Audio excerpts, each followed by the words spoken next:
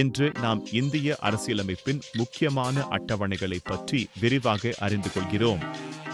இந்த அட்டவணைகள் நமது நாட்டின் நிர்வாக அமைப்பை வரையறுக்கின்றன. முதல் அட்டவணை மாநிலங்கள் மற்றும் யூனியன் பிரதேசங்களின் பெயர்கள் மற்றும் அவற்றின் எல்லைகளை தெளிவாக குறிப்பிடுகிறது.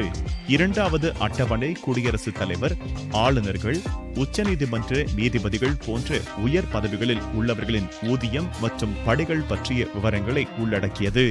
மூன்றாவது அட்டவணை பல்வேறு பதவிகளுக்கான பதவி பிரமாணங்கள் மற்றும் உறுதிமொழிகளை பட்டியலிடுகிறது. நான்காவது அட்டவணை மாநிலங்களவையில் மாநிலங்களுக்கான இட ஒதுக்கீட்டை விவரிக்கிறது. ஐந்தாவது அட்டவணை அட்டவணைப்படுத்தப்பட்ட பகுதிகள் மற்றும் பழங்குடியினரின் நிர்வாகம் மற்றும் கட்டுப்பாடு குறித்து பேசுகிறது.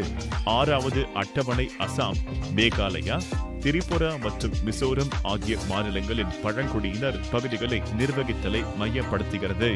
ஏழாவது அட்டவணை மத்திய அரசு மற்றும் மாநில அரசுகளுக்கு இடையிலான அதிகார பகிர்வை 3 பட்டியல்களாக பிரிக்கிறது. யூனியன், மாநில மற்றும் ஒரே நேரத்தில் பட்டியல். எட்டாவது அட்டவணை அரசியலமைப்பால் அங்கீகரிக்கப்பட்ட இந்திய மொழிகளின் பட்டியலை உள்ளடக்கியது. ஒன்பதாவது அட்டவணை குறிப்பிட்ட சட்டங்கள் மற்றும் ஒழுங்குமுறைகளை உள்ளடக்கியது. அவை நீதித்துறை ஆய்வுக்கு உட்படுத்தப்படாது. 10வது அட்டவணை கட்சி தாவல் தடை சட்டத்தை பற்றி விவரிக்கிறது. 11வது அட்டவணை பஞ்சாயத்து ராஜ் அமைப்புகள் பற்றிய விதிகள் மற்றும் செயல்பாடுகளை குறிப்பிடுகிறது. 12வது அட்டவணை நகராட்சி அமைப்புகள் பற்றிய விதிகள் மற்றும் செயல்பாடுகளை விவரிக்கிறது. இந்த அட்டவணைகள் இந்திய அரசியலமைப்பின் அடித்தளமாக அமைந்து நமது ஜனநாயகத்தின் செயல்பாட்டிற்கு வழிகாட்டுகின்றன.